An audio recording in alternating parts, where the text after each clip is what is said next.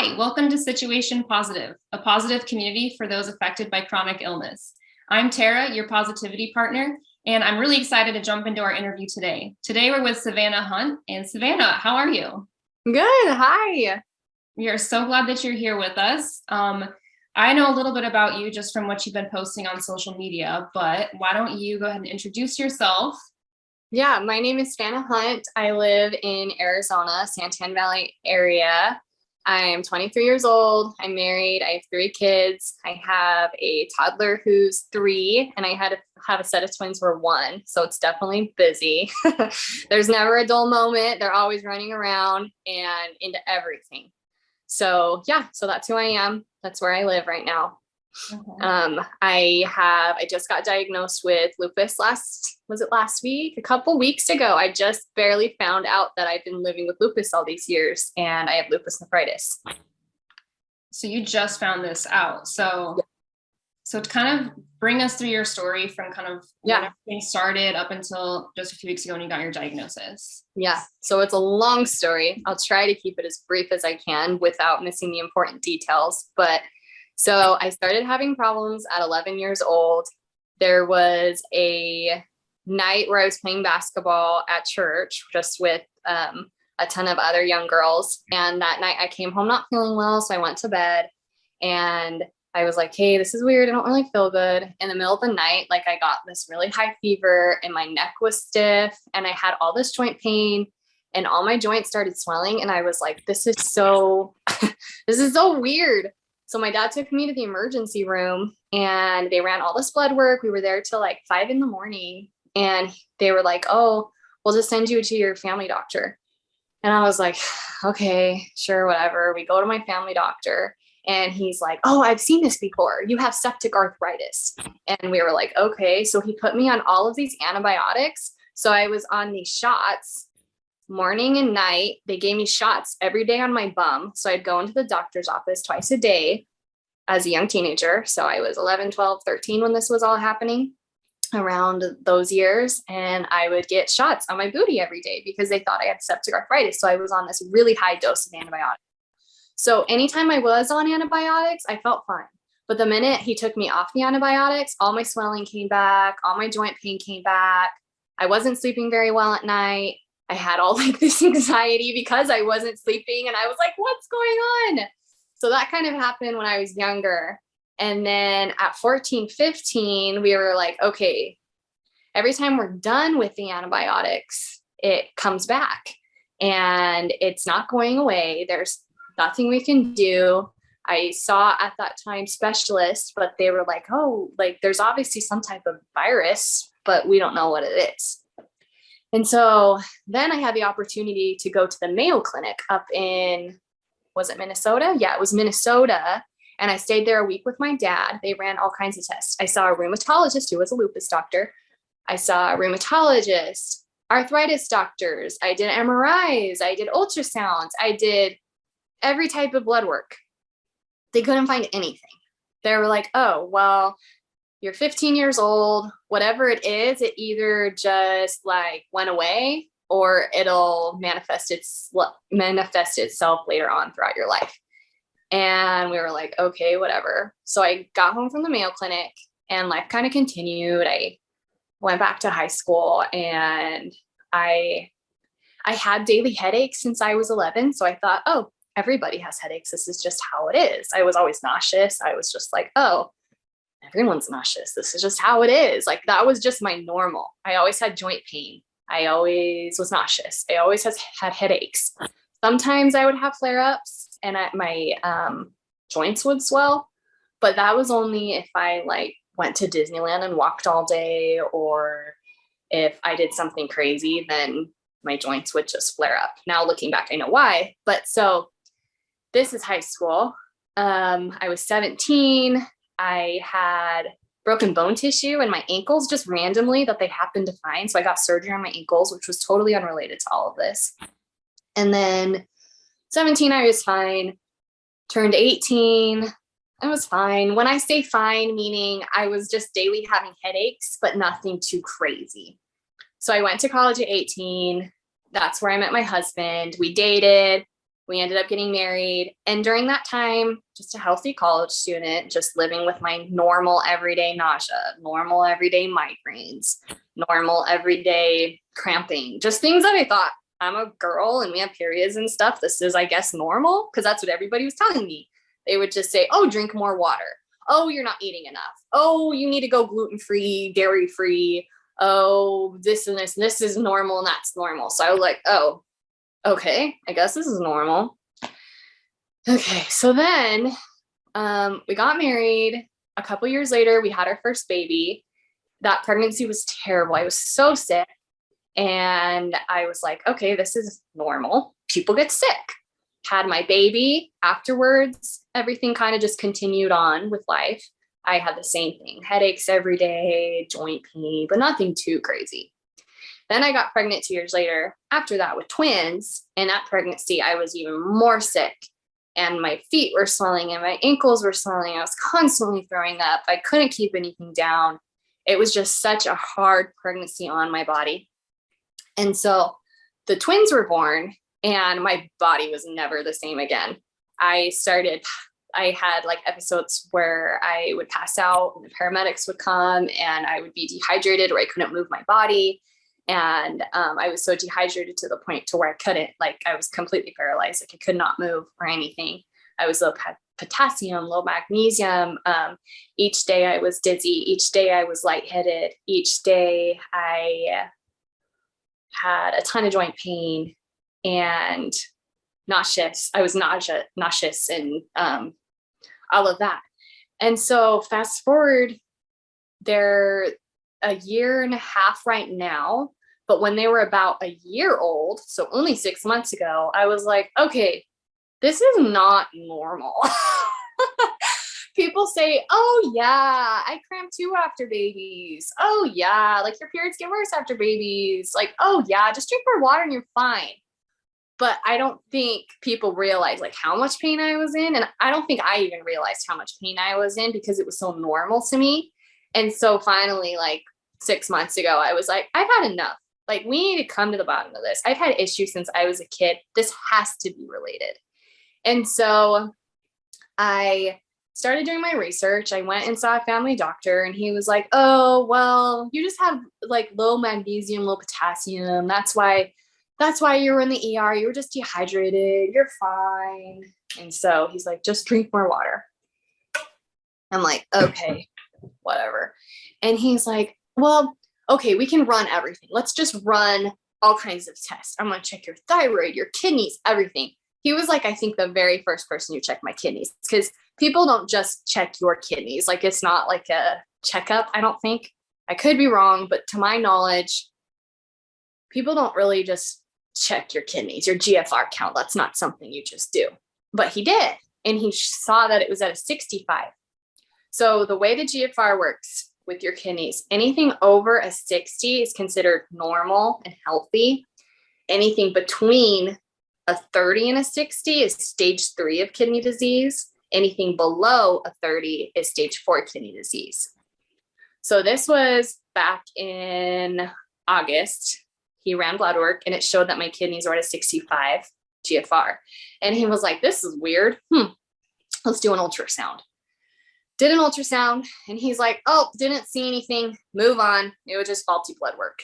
And I was like, I feel like something's wrong. Like, I think something's wrong with my kidneys. Like, I don't think that's just faulty blood work.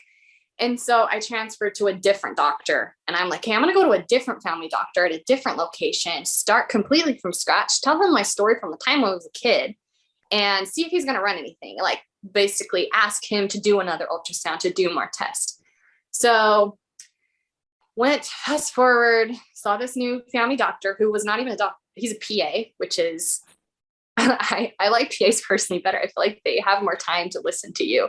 So he was like, oh yeah, that's not normal. That's weird. This is weird. Okay. You're only 23. That's weird. And I'm like, yeah, see? And so he's like, okay, let's run more tests. Let's run everything. Let's rerun everything. Let's order another ultrasound. Let's send you to a neurologist to check your brain, make sure nothing's going on. And we'll go from there. my kidney test came back. It was like the day before Thanksgiving. I remember the phone call, and the kidney test came back, and they called me and they said, your GFR jumped down to a 42. Like, something's wrong with your kidney. And I was like, what the heck? My kidneys? Thinking in my mind, okay, worst case scenario, I'll get a transplant. I'll still be alive, right? Like, I started panicking in my head, getting all this anxiety, like, what the heck is going on? So this is back in November. Let's see, where was I? And then after that, my family doctor calls me and he's like, your kidney count is low. I'm sending you to a urologist because this is not my expertise. You're going to a neurologist now for your brain stuff to check your brain from all the passing out, or I didn't pass out that much, but from those episodes I had, all the dizziness, all the lightheadedness, checking your brain. And then I'm going to also send you to a urologist to check your kidneys. Make appointments. Fast forward 1,000 appointments later, we're in December. December now rolls around. I see a urologist, and the urologist is awesome. He's like, I don't know why you're seeing me though. I don't really like specialize in kidneys. And he's like, oh yeah, your kidney count doesn't look good. I'm going to send you to somebody who I personally know, who I would trust my own wife and kids with, is this nephrologist. So we made an appointment with this specific nephrologist and went and saw him. And he was like, oh, this was before Christmas. And he was like, your GFR is a 42. That's really weird. Tell me about everything. So I told him the whole story I just told you about growing up and this and this and this. And he's like, have you ever seen a lupus doctor, a rheumatologist? And I was like, yes, but every time I do see a rheumatologist, they look at me and they say, oh, you look healthy. You're fine. And then they dismiss me and it's a dead end. I've seen probably 4 different rheumatologists and they say, you don't have any butterfly rashes. You don't have any rashes. You look fine. And they won't run anything. Yes, it is hard to diagnose lupus, but you have to have like 8 out of 12 markers to be able to mark it in blood work. You have to look for the right thing. But the rheumatologist never gave me the time of day because I, quote, looked healthy. So I told my nephrologist that. I said, yeah, I've seen rheumatologists, but they always say, oh, you look healthy. You're fine. And so I told him that. And he's like, that's weird. So he's like, it could. He said, I'm not telling you it is this because I honestly don't know yet. But he said, it could be lupus nephritis. Like, that would be the only thing that makes sense. You're 23. You're in my office. Your GFR is a 42. You've had all of these issues that are lupus-like symptoms. And I was like, oh, okay, like whatever, not whatever. Obviously, it was like panicking the whole time. But so going through all that, he said, okay, let's do blood work. And then I'm 90% sure we'll have to do a biopsy to figure out what it is. But let's do all the blood work first. I'm like, okay. And he's like, okay, I'll see you end of January. And I'm like, but my GFR is going to get lower. He's like, no, it takes years and years and years. Kidneys like are a slow progressing organ. So it takes years for things to drop. So I'm like, okay. So then fast forward a week later, right before Christmas, I'm getting my hair done at my friend's house and I instantly start feeling like lightheaded and I'm catching myself from like passing out. Like I'm like almost passed out and then I have to like keep myself awake. And that happens like 13 times. And I like tell my friend, I'm like, hey, you need to take me home. I need to go to the ER. So she hurries and washes my hair. And luckily we finished the foil. So that was exciting. I was like, I don't want to be in the emergency room with the half brown hair, half blonde hair. The things you think about in the moment. Right. And so my hair's all wet. She like pins it up. She drops me off at home. I told my husband, I'm like, we need to go to the emergency room again. Like, I'm going to pass out. I like, also I was like having anxiety because I'm like, I just feel terrible. I need to figure this out. Something is going on. And I don't know what's going on. So we ended up in the emergency room that night. We waited 10 hours. 10 hours. It was terrible. So my husband was trying to keep me awake in the emergency room the whole time. This is the first time I'm telling the story. So it's good for me to like talk about it more because the easier it will be to talk about it. The easier it'll be, the more I talk about it. But anyways, so we're in the emergency room. Finally get to my room. He runs a CT scan on my head and he's like, hey, no tumors, nothing crazy huge. I'm like, oh, good. So worried I had a brain tumor. And then he ran other blood work and why he was like, you're dehydrated. So I got bags of fluid, got home. The next day, I called my kidney doctor and I said, hey, just so you know, I was in the ER last night. He's like, okay. I'm like, okay. But then that night I had the feeling like you need to see your nephrologist earlier. You cannot wait the end of January. You don't have till the end of January. And I was like, I wonder what my GFR was in the emergency room. So I looked on my Sonora Quest app, or my like app with all my records on it. And my GFR had jumped down to a 30. And I instantly started panicking. I was like, oh, I am 1 point away from stage 4 kidney disease. And if we don't get on this, I'm going to be on dialysis. And then I have to be on a transplant list. And this is going down so fast and I don't know what to do. So my husband, he's like, that night, he was like, hey, the doctors they wouldn't have let us go if you were going to like die.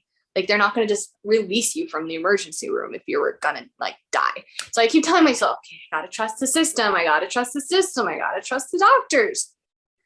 Fell asleep that night somehow. Woke up in the morning and the nephrologist calls me and he's like, I just reviewed your blood work. Your GFR is now at 30. If you're at a 15, you need dialysis. I'm going out of town tomorrow. I want to see you today. Come into my office today. And so I went and saw him that day and he meets with us and he's like, yeah, something is happening fast. Something is going on fast. He said, I'm skipping all the blood work. I'm ordering you a biopsy today. We need to get this started today. So the front office ladies faxed it all that day. A miracle here. It takes a week to 2 weeks for it to even be approved by insurance and to get it faxed. But the very next day, everything was set in stone for a biopsy for a week later. So the process was so fast. A week later, right after Christmas, I got a kidney biopsy, which, by the way, you're supposed to be asleep for those. And I was awake for the whole procedure. They go in your back with these long needles and like they're guided by an ultrasound. And I forgot what the drug is called, like Twilight drug. They're like, oh, you'll feel like you're dreaming. Like it'll be like a step under anesthesia. The whole time I was awake and I was like, how are you guys doing? Okay, is my hair in the way? Just move it out of the way. And they were like, put your head down, put your head down. And I felt everything. Oh. Anyways, that was not a fun experience. But so that was the kidney biopsy. Then after the kidney biopsy, we were waiting and waiting for results because we're like, hey, we're 90% sure this will tell us what's going on. Like it has to. Beginning of January. So just this month on our 5-year anniversary, January 5th, the doctor called us, said he had our results. We had an appointment with him. We walk in, I sit down, he walks in and he says, Savannah, it is what I was afraid it was. It's lupus nephritis. And I was like, what? So crazy. And so he instantly just started talking, like telling me everything. And in this moment, I'm like trying to like sink it all in. And he's like, apparently you've been living with lupus all of these years. That explains growing up, like what was going on. He said, it now has gotten into your kidneys and your kidneys are attacking itself. So now what we need to do is we need to send you to the hospital and we need to put you on steroids. We need to put you on chemotherapy, try to pause the kidney count, the GFR, and with treatment for like 3 months, then you're on an ongoing medication. And he was telling me the side effects of the chemotherapy. It's like a high chance of infertility. And I was like, I wanted one more baby. And so I was obviously sad about that. And I went through that whole process of being sad about it, but I'm grateful that I had 3. Anyways, so yes, January 5th was just when I barely got diagnosed with lupus and lupus nephritis, where it was bad. I think my GFR is like 38 right now. So yeah, anyways. If you want me to like keep going or ask questions before I continue, whatever you want. Yeah, girl, you've been through it. Oh my goodness. Oh gosh, it's a story. For 12 years now? Yeah. That's incredible. What was the feeling like when you finally got that diagnosis after 12 years? It was a feeling of relief. Like, like I'm so glad that I have an answer, but it was a feeling of almost anger with like past doctors, people who pushed me to the side and like totally brushed me off. It was more just anger. I had a lot of anger of, Are you serious? I spent so much time at doctor's office. I've seen so many doctors. I've done so much blood work. I've seen 4 or 5 rheumatologists. Like, you couldn't have prevented all of this kidney stuff. It was like a lot of anger, but it was also relief. It was mixed with so many emotions. It was like oh, good. Like, I'm glad it's not like a brain tumor or something like that, where they're saying you have tomorrow to live, or stage whatever of cancer where they say you have tomorrow. So like, it was a relief that even though lupus nephritis is not ideal, and it's, it's a kidney disease, it's serious.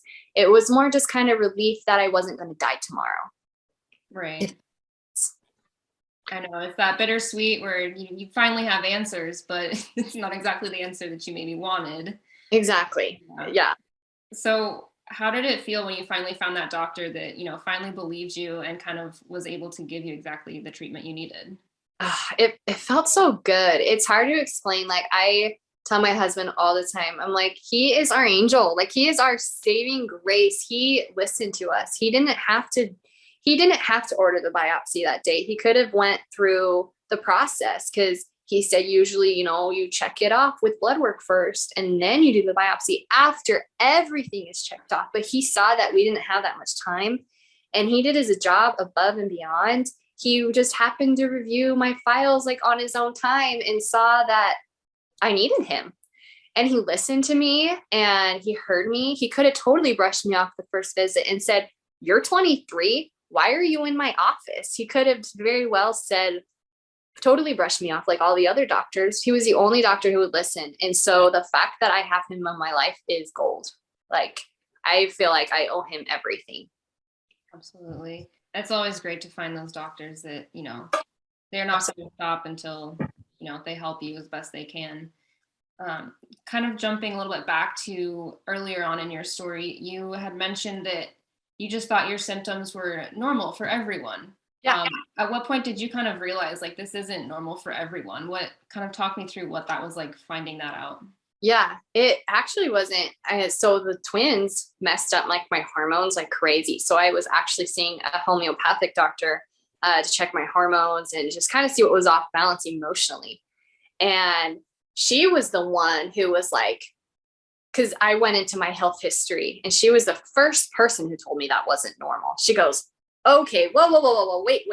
She's like, all of this you're explaining to me, there is something there. You need to run MRIs. You need to run ultrasounds. You need to like demand blood work." She said, "You need to find answers, because this is not normal."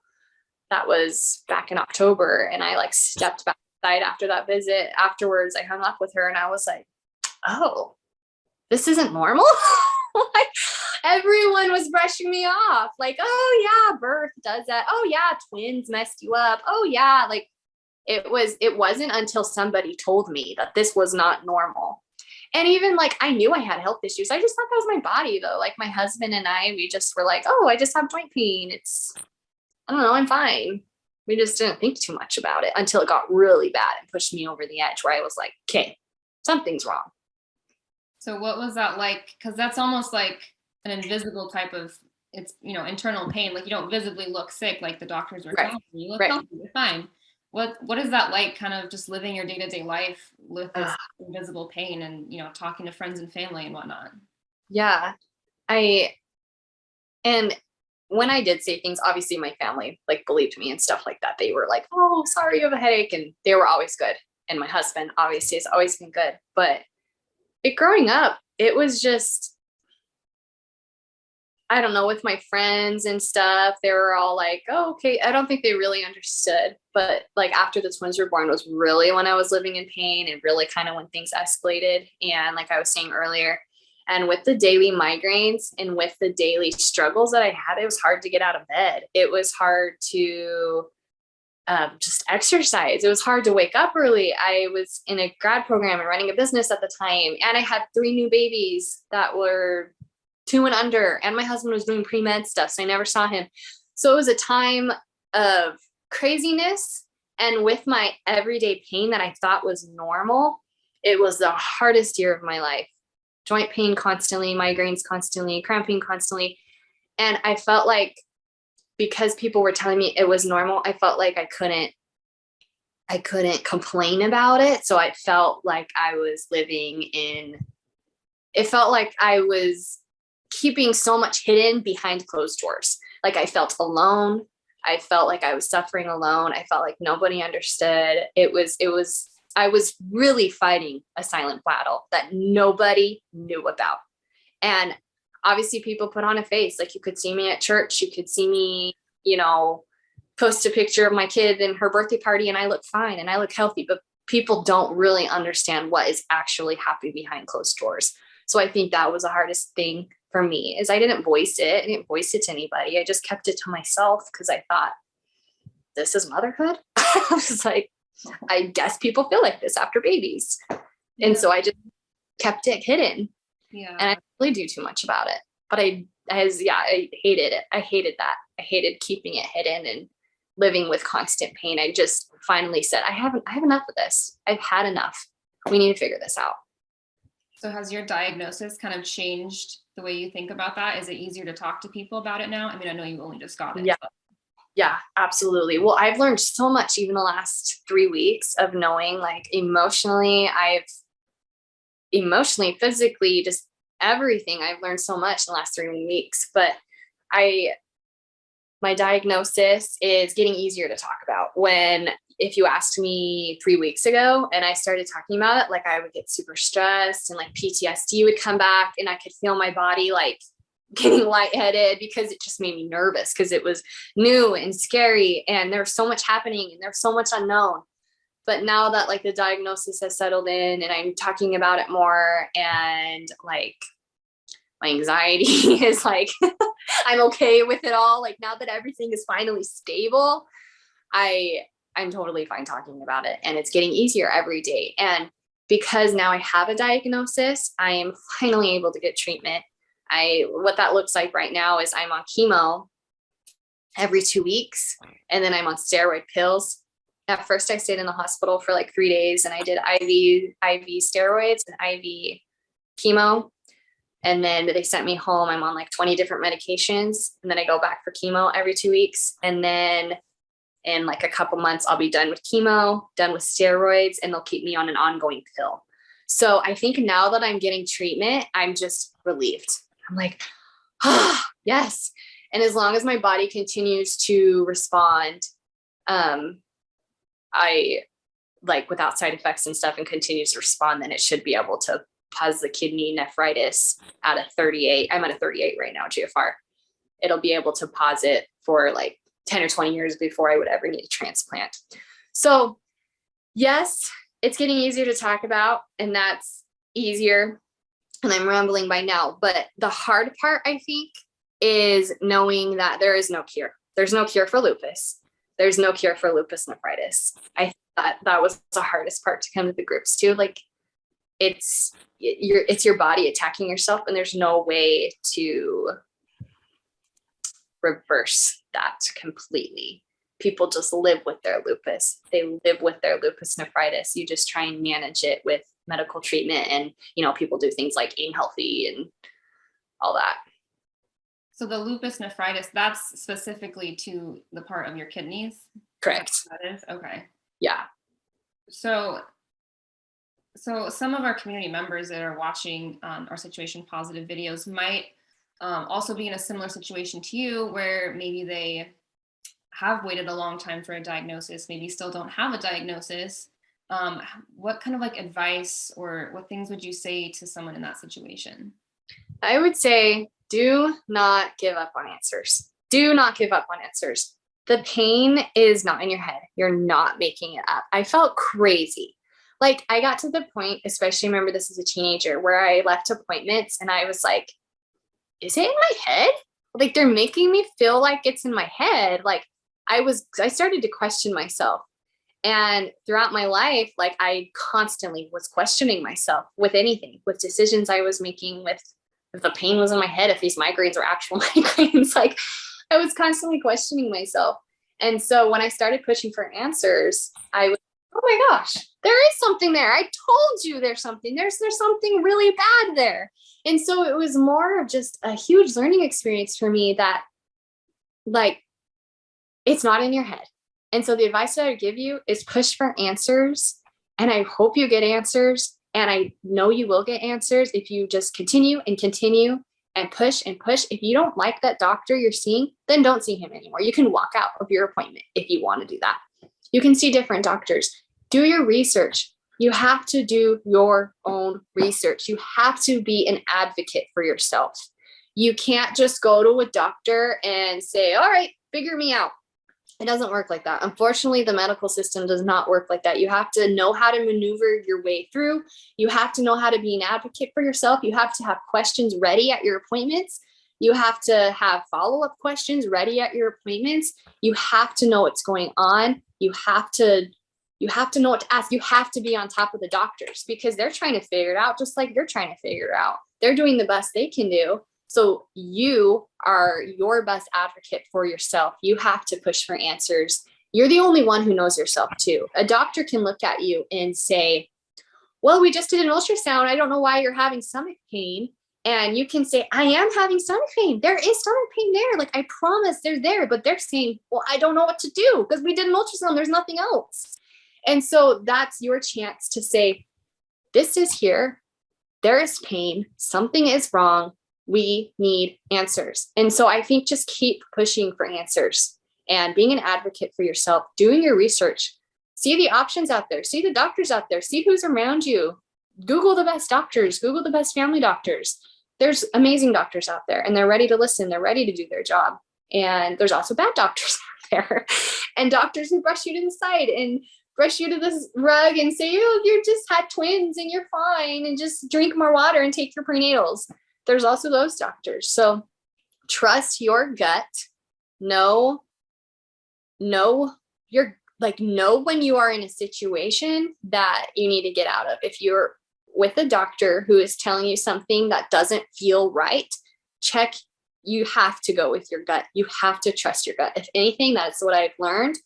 There were too many domino effects that if I did not trust my gut, those domino effects would not have happened. One thing led to another thing, led to another thing, led to another thing.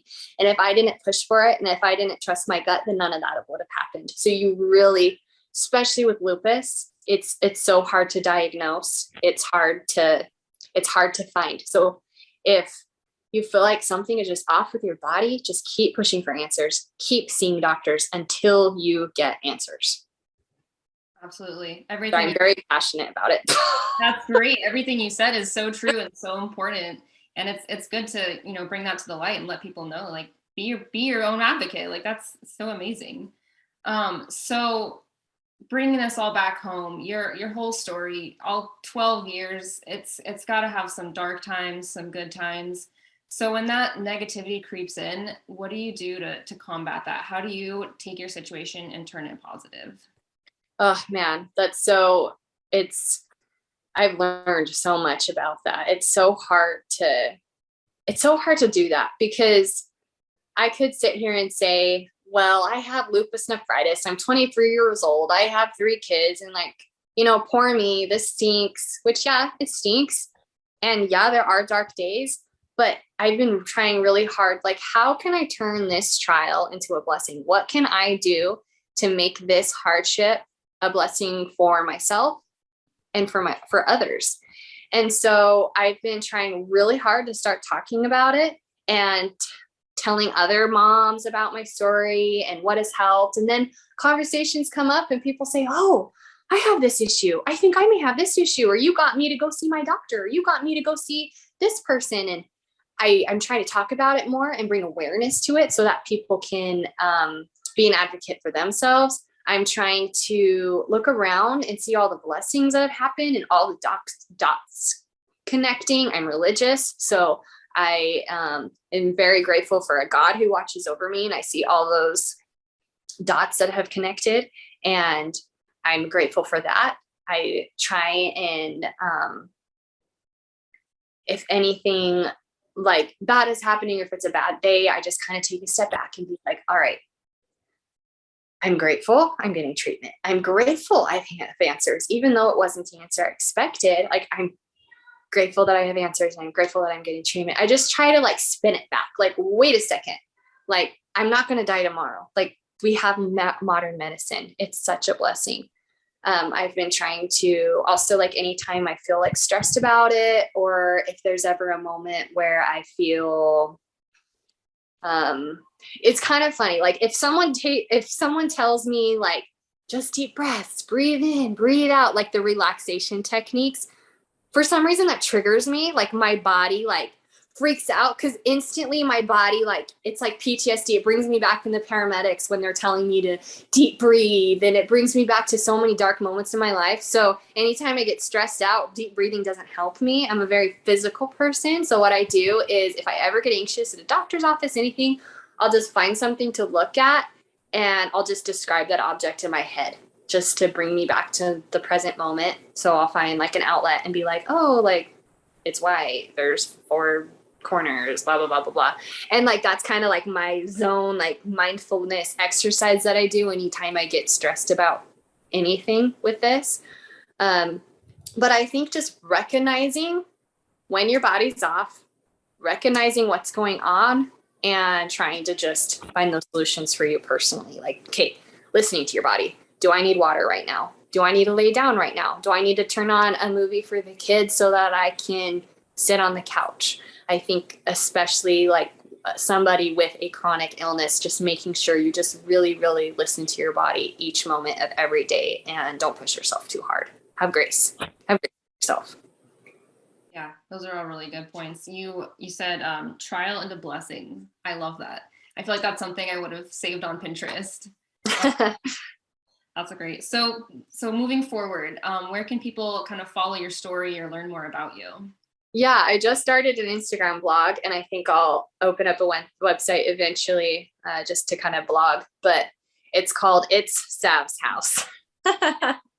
So I kind of figured, I'm like, I love my degrees in family and human development. I'm in grad school right now, and I work a lot with like families and individuals, and I do a ton of research on that. And I also am interested in health because of my health journey.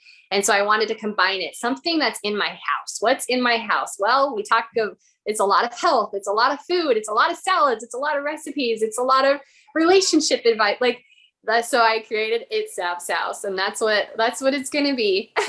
That's awesome. I love that. I love watching your stories too. They're always something different every day. Yeah, you never know what I'm post. Well, we're so glad to have you on our show today, and I loved hearing all about you and your story and your positivity. Thanks. Well, that is all we have for you guys today, but make sure you subscribe to our social media channel so you can stay informed, and we'll see you next time. Thank you. Have a great day. Bye.